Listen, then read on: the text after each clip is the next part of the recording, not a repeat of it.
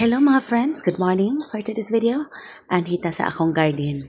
So here, makikita nyo ang taba-taba na ng aking mga sibuyas. And yes, mayroon din ako ditong kamote, which is, this is so-called sweet potato.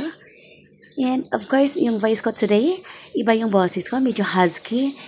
And mangguna tadirin dapita. Anak ko talaga, mahilig ako sa pagtanim. Yung mga nakuha kong vegetable last time, tinatanim ko yung mga stem. And here, pakita ko yung mga flower in my garden. We have papaya. Ito yung lalaking papaya sa garden. Yung mga bulak dito, so alam niyo mga friends, yung mga bulak yun talaga yung nagbigay sa atin ng ka-freshness ba? Fresh sa ating mind, fresh yung smell. And of course, mayroon tayo ditong sili. Sili para pag mayroon tayong mga kilawin, kinilaw, sausawan, mayroon tayong pangpaanghang. And yes, mayroon din tayo ditong atsal. Kasi yung atsal, ito yung nagpapabango ng ating lutong ulam. May kangkong, pang sinigang kompleto na yata itong garden ko.